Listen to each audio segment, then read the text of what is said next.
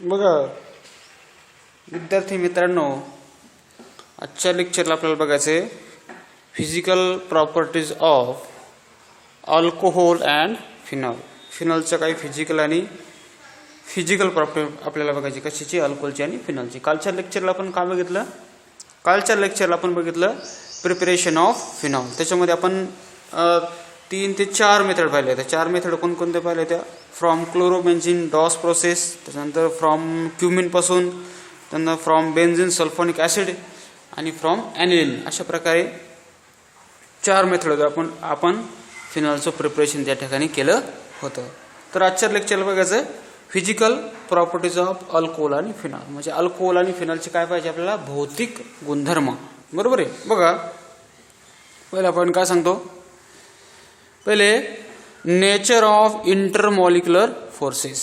त्या 2 मॉलिक्यूल मधले intermolecular forces. The force between 2 molecule is known as a intermolecular forces. Alcohol and phenol are very polar molecule. Alcohol आणि phenol काय आहे? Are very polar molecule. तर polar molecule आपण कशाला म्हणतो? What is polar?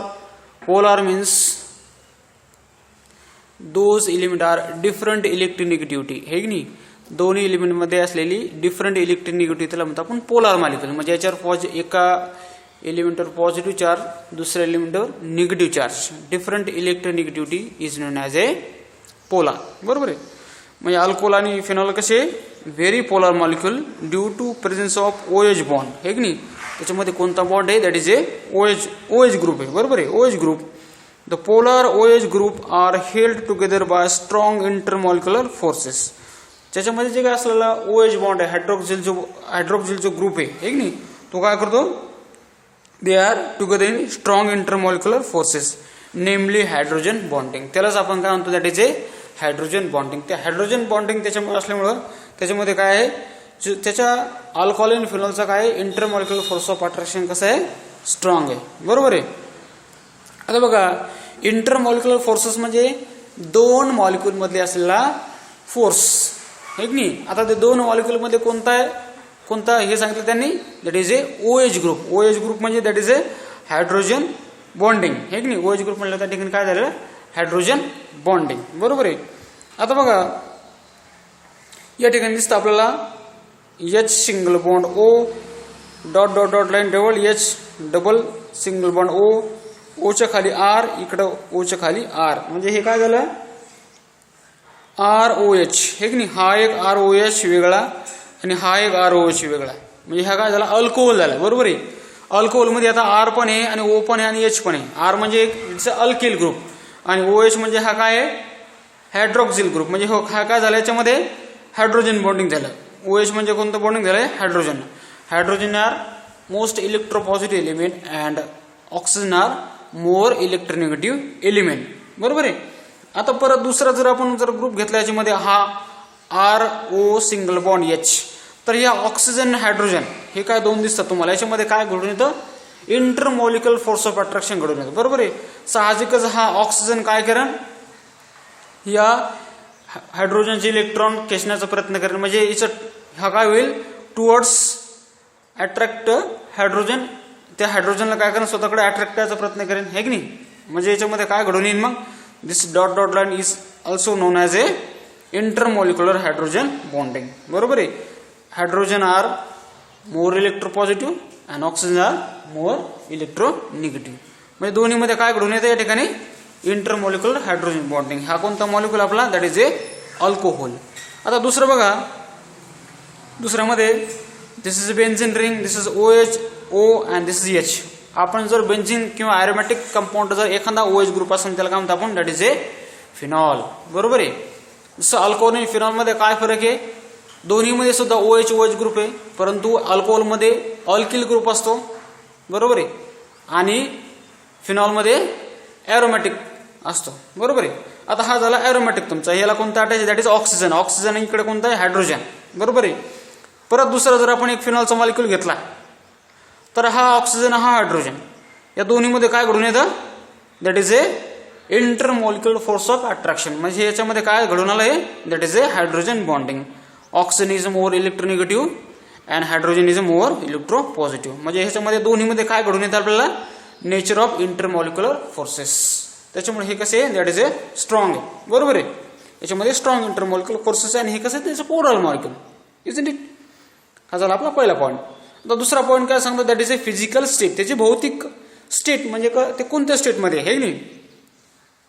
Lower alcohol are colourless. जे lower alcohol असतात, lower म्हणजे that is a ethane, methane, propane, it is a colourless. म्हणजे त्याला कुठल्याच प्रकारचा कलर नसतो. त्याचा टॉक्झिक हे की नाही, ते टॉक्झिक असतात म्हणजे विषारी. Liquid having characteristic alcoholic order. त्याला एक प्रकारचा काय असतो, कॅरेक्टरिस्टिक अल्कोहोलिक ऑर्डर असतो. अल्कोहोल सारखा त्याला काय होतो, सुगंध येतो आहे की स्मेल येतो. Pure phenol is a colourless toxic. आता बघा फिनॉल, फिनॉलचं काय आहे, phenol pure phenol is a colourless toxic. म्हणजे प्युअर फिनॉलला काय कुठल्याच प्रकारचा रंग नसतो आहे की नाही. जसं कलरलेस टॉक्झिक. टॉक्झिक म्हणजे तो काय विषारी आहे. बरोबर आहे. Low melting solid. बरोबर आहे. Low melting solid having characteristic carbolic and phenolic order. त्याच्यामध्ये काय लो मेल्टिंग सॉलिड आहे. कसा मेल्ट अतिशय कमी याच्यात तो काय होतो, मेल्ट होतो, सॉलिड आहे. आणि having characteristic carbolic and phenolic order. त्याला एक प्रकारचा कार्बोलिक आणि फिनॉलिक प्रकारचा काय असतो, त्याच्यामध्ये आपल्याला सुगंध दिसून येतो. बघा आता त्याच्यानंतर पुढं बॉइलिंग पॉईंट हे की नाही, त्याचा उत्कलन बिंदू. बरोबर आहे. Vapour pressure is equal become to the atmosphere pressure is called as a boiling point. हे द बॉइलिंग पॉईंट बघा त्याचं, the boiling point of alcohol and phenol increase with increasing their molecular masses.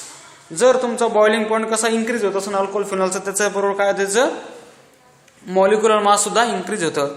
तर बघा आता table number 11.5 आहे की नाही, आपल्याला एक टेबल दिलं बघा, दिसतो का, हा समोरचा टेबल आहे. आपण बघू एक मिनिट. बघा या ठिकाणी आपल्याला एक असा टेबल दिसून येतो. बरोबर आहे. Table number 11.5 that is a table melting and boiling point solubility of some alcohol आणि फिनॉल आहे की नाही.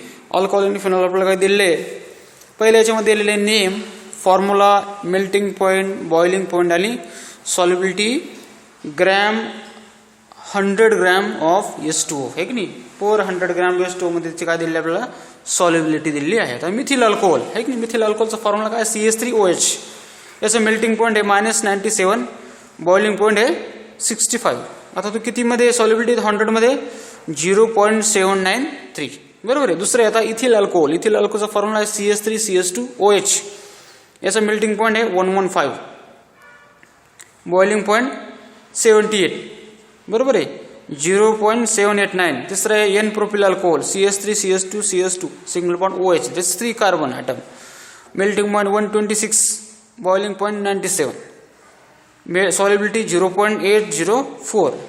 Isopropyl alcohol, that is a 3 carbon atoms, but second carbon is a CH3 group, 1 2 3. This is OH. Melting point 86, -86, boiling point 83, solubility 0.789. त्याच्यानंतर N ब्युटिलचं the straight chain 4 carbon, -19, 118, 0.810. बरोबर आहे. Isobutyl, this also 4 carbon but 1 second carbon is a CH3 group attached. This is isobutyl 108, 0.802. Secondary butyl, that is a 4 carbon attached, second carbon is a CH3 group 114995, solubility 0.806. Tertiary butyl, it's a 1 carbon 3 CH3 group attached and another is a OH group attached. It's a tertiary butyl alcohol 25.5, boiling point 83, 0.789. Then other is phenol. This is phenol 1 2 3 4. 4 components phenol. Phenol is melting point 41, boiling point 182. बरोबर आहे. Solubility 9.3. Paracresol, this is a para group, para position. This is para position. Melting point is a 35, boiling point is a 202. Is a solubility 2.3. Orthonitrophenol. Is it orthonitrophenol? This is ortho group. Nitrophenol 45, 217 and 0.2. Then the last one is a paranitrophenol This is a para nitrogen this phenol 114 not recovered as a boiling point. This solubility is 1.7. बघा आता या ठिकाणी एक table आपण बघितलं. आता खाली दिलेले पिवळ्याच्या चार्ट मध्ये प्रॉब्लेम दिलेला आहे. The boiling point of n butyl alcohol isobutyl alcohol and secondary butyl alcohol and tertiary butyl alcohol are 110, 118, 108, 99 and 82 respectively. Explain. आता याच्यामध्ये काय दिलेलं आपल्याला बॉइलिंग पॉइंट दिलेले काय याचे कोण पहिला कोणता बॉइलिंग पॉइंट दिलेला आपल्याला n butyl alcohol. N butyl अल्कोहोलचा बॉइलिंग पॉइंट किती दिलेला आहे 118 दिलेला आहे बरोबर आहे. त्याच्यानंतर दुसरा काय दिलेला आहे सेकंडरी ब्युटिल अल्कोहोलचा आणि टर्शियरी ब्युटिल अल्कोहोलचा किती दिलेला आहे 118 दिलेला आहे बरोबर आहे. 118 दिलेला आहे एन ब्युटिल अल्कोहोल आणि आयसोब्युटिल अल्कोहोल. एन ब्युटिल अल्कोहोल 118 108 आणि तिसरा कोणता आहे टर्शियरी ब्युटिल अल्कोहोल दॅट इज 83. आता याचं काय सांगितलं एक्सप्लेन सांगितलं. एक्सप्लेन कसं आहे solution as a branching increase intermolecular and van der Waals forces become weaker and boiling point decrease. Therefore N-butyl alcohol has the highest boiling point 118 and tertiary butyl alcohol has the lowest boiling point 83. Isobutyl alcohol is a primary alcohol and hence its boiling point is higher than the secondary alcohol. आता याच्यामध्ये आपल्याला काय दिसून येतं त्यांनी काय सांगितलं जो का आपला पहिला अल्कोहोल आहे कोणता पहिला अल्कोहोल सांगितलं त्यांनी या ठिकाणी that is an butyl alcohol. आता एन ब्युटिल अल्कोहोलची चेन कशी आपली that is a straight chain आहे. याला कुठलाच एक ग्रुप अटॅच नाही कोणते म्हणजे एक खालच्या साईडला एक स्ट्रेट चेन असल्यामुळे त्याच्यामध्ये काय आहे स्ट्रॉंग इंटरमॉलिक्युलर फोर्सेस आहे. परंतु त्यांनी काय branching as a branching increase intermolecular and van der Waals forces become weaker. जे काय ब्रँचिंग आहे त्याच्यामध्ये काय वन डर वाल्स फोर्सेस कसं आहे वीकर आहे. आता वीकर मध्ये काय आहे त्याच्यामुळे बॉइलिंग पॉइंट कसा होणार त्याचा कमी होणार आहे बरोबर. एन ब्युटिल अल्कोहोल बरोबर आहे. एन ब्युटिल अल्कोहोलचं कसं आहे हा झाला आपला एन ब्युटिल अल्कोहोल हे स्ट्रेट चेन असल्यामुळं याच्यामध्ये इंटरमॉलिक्युलर फोर्स कसा असणार जास्त असणार आहे की नाही. दुसरं त्या ठिकाणी काय सांगितलं as a branching increase intermolecular van der Waals forces become weaker and the boiling point decreases. Therefore n butyl alcohol has highest boiling point 100 and tertiary butyl alcohol has the lowest boiling point. tertiary butyl alcohol कोणता सांगितलं आणि हा आता हा N butyl अल्कोहोलचा 111 आहे तर त्यांनी याचा किती सांगितलेलं आहे एन ब्युटिल अल्कोहोलचा सॉरी किती सांगितलं त्यांनी कुठं सांगितलं टर्शियरी ब्युटिल अल्कोहोलचं किती आहे दॅट इज 83. हा ब्रँचिंग असल्यामुळं weak van der Waals forces त्याच्यामुळे आपल्याला आढळून येतो म्हणून साहजिकच त्याचा बॉइलिंग पॉइंट असणार काय असणार आहे कमी असणार आहे बरोबर आहे. Isobutyl alcohol is a primary alcohol and its boiling point is higher than the secondary alcohol. तर आयसोब्युटिल अल्कोहोल हा कसा आहे that is a primary alcohol आहे बरोबर आहे. आयसोब्युटिल अल्कोहोल हा कसा आहे that is a primary alcohol आहे म्हणून काय सांगितलं त्यांनी hence boiling point higher than the secondary butyl alcohol म्हणून तो सेकंडरी ब्युटिल अल्कोहोल पेक्षा त्याचं काय आहे बॉइलिंग पॉइंट कसं असणार आहे जास्त असणार आहे बरोबर. हे झालं याचं बॉइलिंग पॉइंट बद्दल. आता लास्ट वन पॉइंट आला याच्यामध्ये दॅट इज अ सॉल्युबिलिटी हे की नाही. Phenol and lower alcohol have up to 3 carbon म्हणजे ज्याच्यामध्ये मॅक्झिमम 3 कार्बन असणार त्याचं काय सांगितलं नाही फिनॉल आणि lower alcohol having up to 3 carbon show appreciable solubility in water due to their ability to form intermolecular hydrogen bonding with water molecule table 115. आता या ठिकाणी पहिले 3 कार्बनची चेन आपली फिनॉल आणि अल्कोहोलची त्याने काय सांगितलं त्याचं सॉल्युबिलिटी इज ॲप्रिसिएबल आहे. आता 3 कोणते पहिले हे झाले अप टू 3 कार्बन पर्यंत मग हे झालं 1 कार्बन 2 कार्बन आणि 3 कार्बन या तिन्हीचे काय सांगितलं त्यांनी सॉल्युबिलिटी काय सांगितली बघा phenol and alcohol, lower alcohol having up to 3 carbon show appreciable solubility in water due to their ability to form intermolecular hydrogen bonding with water molecule table 1.5. आज जे पहिले 3 आहे 3चे काय असं सॉल्युबिलिटी आपल्याला जवळपास सारखी दिसते हे की नाही. 3चे काय असते पहिले आता